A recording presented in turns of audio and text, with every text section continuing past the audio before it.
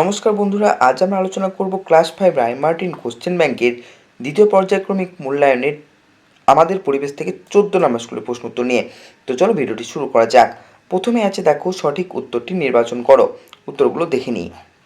বীরভূম জেলার মধ্য দিয়ে প্রবাহিত একটি নদী হলো ময়ূরাক্ষী নদী। বক্সা অরণ্যের প্রবেশদ্বার হলো জলপাইগুড়ি। একটি লুপ্তপ্রায় মাছ হলো সরপুঁটি।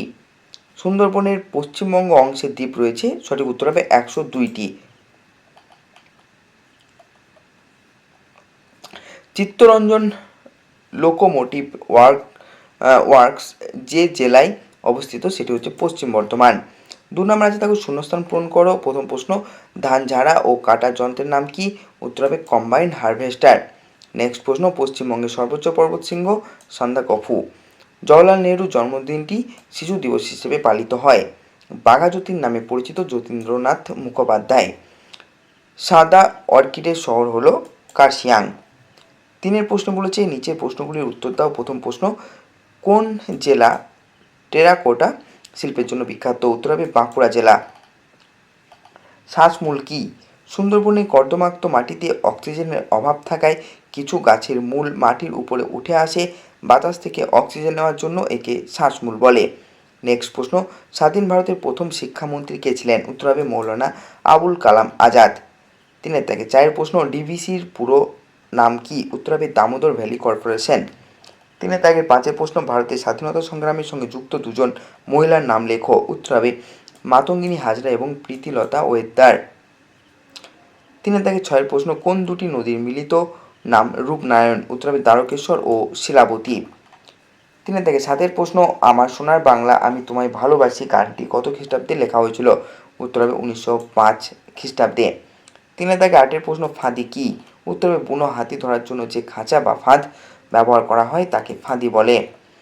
নেক্সট প্রশ্ন, গান্ধীবুড়ি নামে কে পরিচিত? উত্তর হবে মাতঙ্গিনী হাজরা। 10 প্রশ্ন, আজাদ হিন্দ ফৌজ কে গঠন করেন? উত্তর হবে রাসবিহারী বসু। পরবর্তীতে নেতৃত্ব দেন নেতাজি সুভাষচন্দ্র বসু।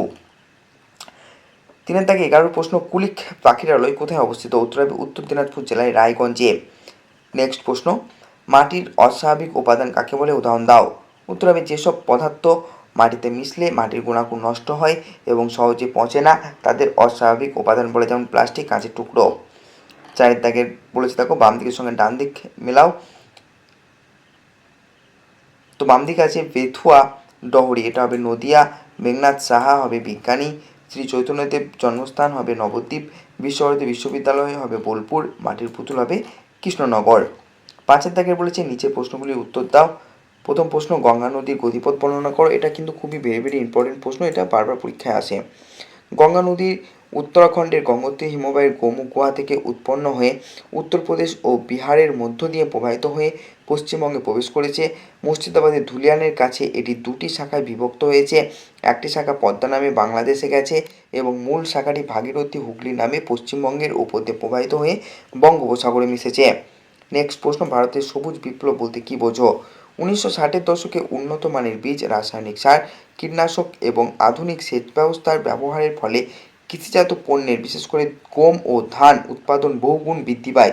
একেই সবুজ বিপ্লব বলে। নেক্সট প্রশ্ন, অরণ্য সপ্তাহ পালন করা হয় কেন? উত্তর হবে সাধারণ মানুষকে গাছ লাগাতে উৎসাহিত করতে এবং পরিবেশের ভারসাম্য রক্ষায় অরণ্যের গুরুত্ব বোঝাতে প্রতি বছর জুলাই মাসে অরণ্য সপ্তাহ পালন করা হয়। নেক্সট প্রশ্ন, বিরসা মুন্ডা কেন বিখ্যাত? উত্তর হবে বিরসা মুন্ডা ছিলেন মুন্ডা বিদ্রোহের প্রধান নেতা। তিনি আদিবাসীদের উপর ব্রিটিশদের অত্যাচার এবং শোষণের বিরুদ্ধে লড়াই করেছিলেন, তাই তিনি ইতিহাসে বিখ্যাত।